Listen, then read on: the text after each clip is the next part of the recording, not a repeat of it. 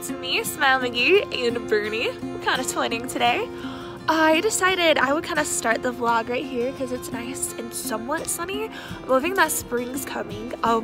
As I always say, this vlog is going to be a little different because I've had a topic on my mind all week, and it's something I always think about.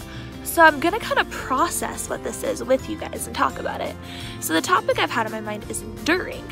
When I grew up, and I'm still a member of the Church of Jesus Christ of Latter-day Saints, and during lessons you'd always hear, endure it well, and endure to the end.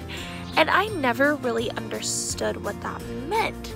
And I'd go to my seminary teacher, who's a really big influence in my life whenever I was struggling, like as my health was declining or with other things, and he would always remind me of the importance of enduring.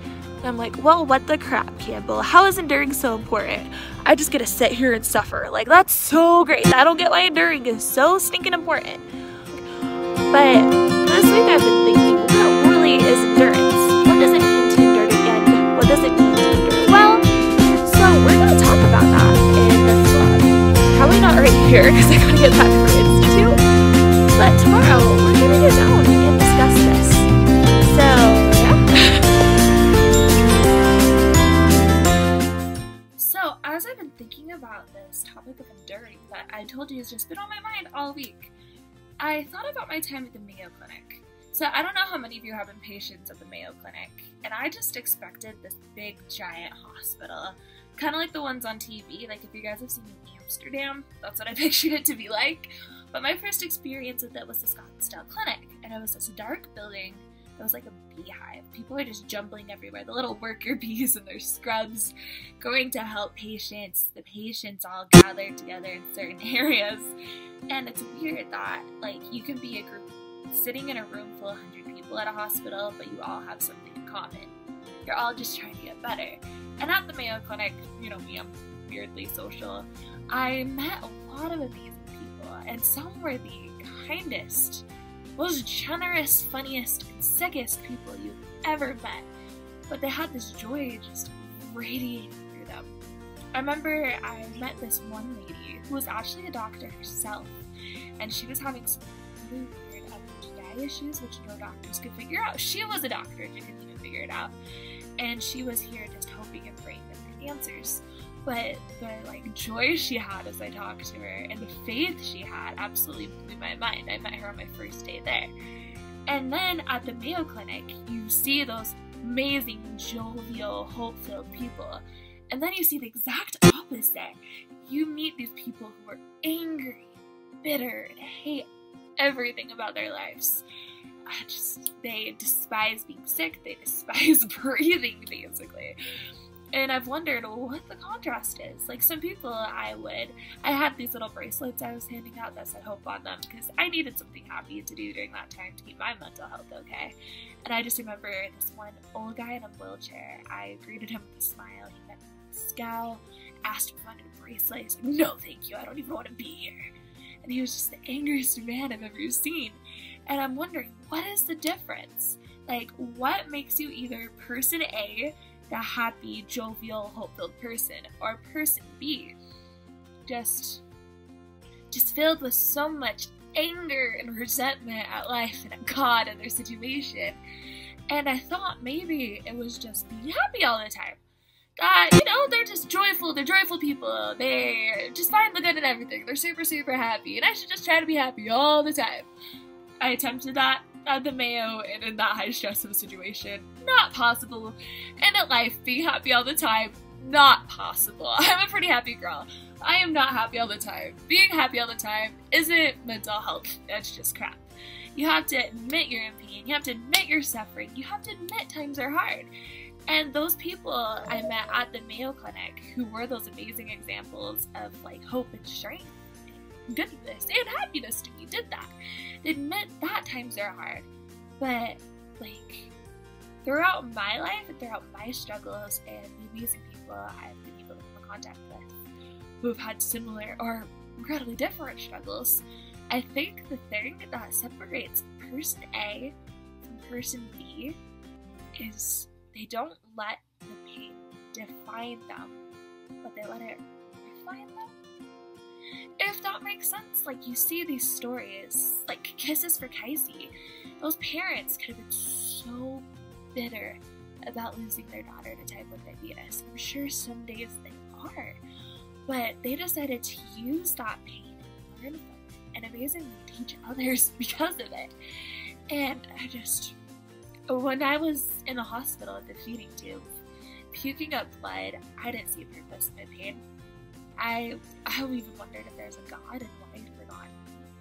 I wondered why I had to go through so much when I had tried so hard to be good my whole life. Why I had to suffer, why I had to die, because I was dying during that time. And a dear friend came to me and said, one day you will look back on this struggle, smile, and know exactly why you had to go through it. And it was one of those points in my life where I could either be defined by the pain or refined by the pain. And I hope I've been refined by it. I think enduring it well is how we view suffering. We could have the mindset I did for so many years that, wow, I get to sit here and suffer. That's so great. I can see that this is meant to be. You know, you can be bitter, you can be angry, you can scream up to God or whoever you believe in and ask why things have to be so bad, and you can just live in how bad and wrong things are. And we all have those points, and that's okay. But I think enduring it well is when you realize that nothing happens on accident. That this pain, no matter how bad and heartbreaking and just awful it is, that you can learn from it. Everything can be learned from. You can be refined by each little thing in your life. You can take the blessings and run with them and just realize that the air flowing through your lungs is a blessing. Or you can see the fact that it hurts to breathe and life is hard, and you can just wallow in how miserable things are. It's like this parable I saw on Facebook. I'm just paraphrasing, so I don't know if I got it right. But this man was hearing a story, this kid was hearing a story from his grandpa, and he said, there are two wolves that are constantly battling for strength inside of you. One is dark and angry and hates the world and just sees all the bad.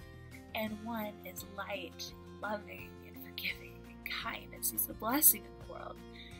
And they're both in a fight inside of you. And little boy asks his grandpa, he's like, well, what wolf is gonna win? He's like, whatever wolf you decide to feed. And it's really true. During the hard times in your life, you have to let yourself grieve. You have to let yourself mourn. I know last night was hard. I was having a lot of kidney pain and I was throwing up most of the night. I hated my body. I was just sitting there. Why? Why does this have to happen? This hasn't happened for weeks. This sucks. Why? But I can't change my situation, but I can let my situation change me. And I look like I have a beard from the lights. And I hope I'm letting the situation change me for the better. I hope I'm not being defined by my health.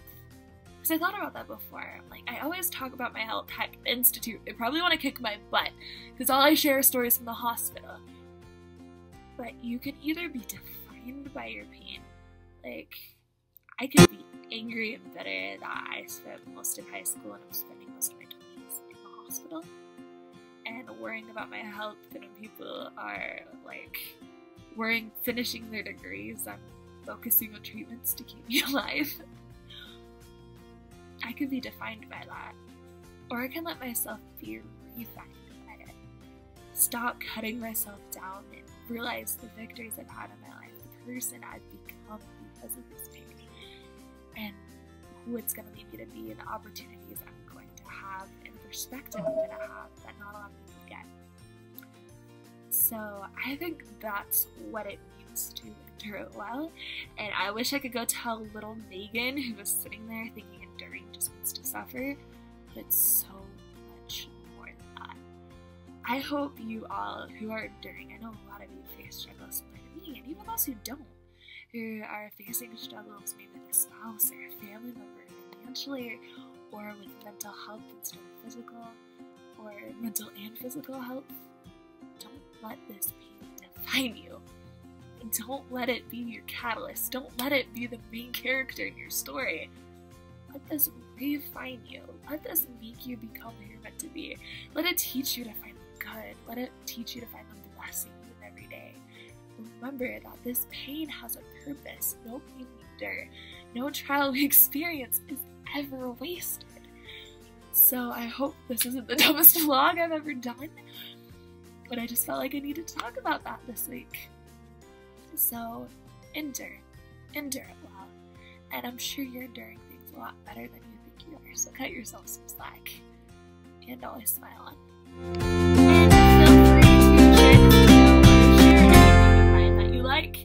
And feel free to like, subscribe, and follow The Life of Me, Smile McGee, on Facebook, Instagram, YouTube, and Blogger. My Blogger will be updated soon with all my blog posts. You can also see writing of mine on the Bybee site under the name Megan Marjorie. Have a fantastic day, and